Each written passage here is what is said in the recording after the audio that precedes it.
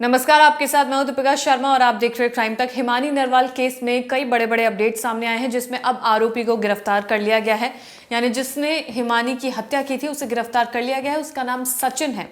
उसने कई बड़े बड़े खुलासे किए हैं कि उसने हिमानी को क्यों मारा है, किस तरीके से मारा है, तमाम चीजें उसने कबूल की है। उसने कबूल कर लिया है कि उसी ने हिमानी की हत्या की है। हत्यारे के पास से हिमानी का मोबाइल फोन बरामद हुआ है। हिमानी की कुछ ज्वेलरी उसके पास से बरामद हुई है। और जो आरोपी सचिन है वो बहादुरगढ़ के नजदीक के गांव का रहने वाला है। पूछताछ में हत्यारे ने कबूल किया है कि हिमानी की हत्या उसने हिमानी के घर पर ही की थी। हत्या के बाद शव को सूटकेस में डालकर वो ले गया था, उसने ये भी कबूल किया है। आरोपी ने बताया कि हिमानी के साथ काफी समय से वो रिलेशनशिप में रहा था। उसने ये बताया कि करीब 1 साल से वो लोग रिलेशन में थे और ऑनलाइन तरीके से उन दोनों की मुलाकात हुई थी। उसके बाद सचिन का हिमानी के घर पर आना जाना भी लगा रहता था और फिर उसके बाद 1 साल तक ये लोग रिलेशन में रहे थे, जिसके बाद उसने इस बड़ी हत्या को अंजाम दिया है।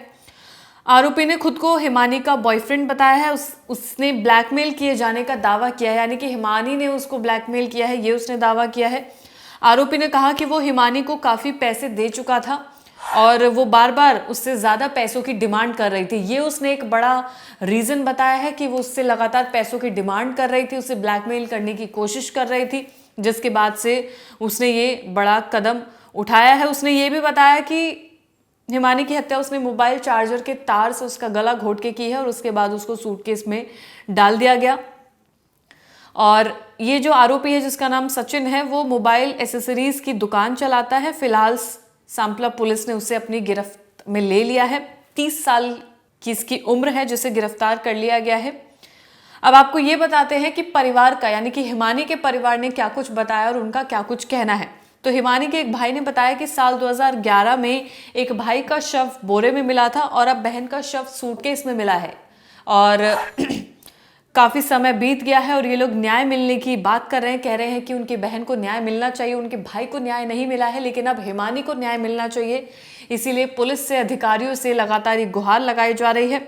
हिमानी के भाई जतिन ने मीडिया के सामने हाथ जोड़कर पुलिस प्रशासनिक अधिकारियों से अपील की है कि वो उसकी बहन को न्याय दिलाएं। जतिन ने कहा कि 2011 में उसके भाई कुलदीप की शिवाजी कॉलोनी में कुछ लोगों ने चाकू गोदकर उसकी हत्या कर दी थी। फिर उसके शव को बोरे में भर दिया था, जो फिर बाद में बरामद किया गया था। बोरे को भर के रेलवे लाइन के पास बने गड्ढे में फेंक दिया गया था। इसमें कुछ लोगों को पुलिस ने जेल भेजा था। बाद में वो लोग सभी छूटकर आ गए थे और अभी कोई भी सजा नहीं काट रहा है। जतिन ने आरोप लगाया है कि पुलिस सही कार्रवाई करती तो उसके भाई के आरोपियों को सजा मिलती, लेकिन ऐसा कुछ भी नहीं हुआ है। पुलिस ने इस केस में एक शख्स को गिरफ्तार कर लिया है, सचिन जिसका नाम है।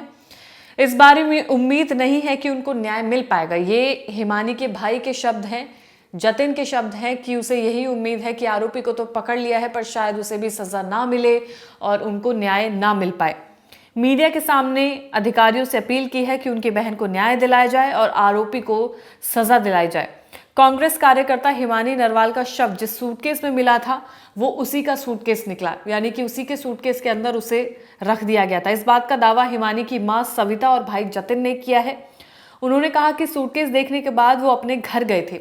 सूटकेस घर से गायब था और फिर जब उस सूटकेस को, जिससे हिमानी का शव बरामद हुआ है, उसे ध्यान से देखा गया तो वो उसी जगह से क्रैक था जहां से हिमानी का सूटकेस क्रैक था।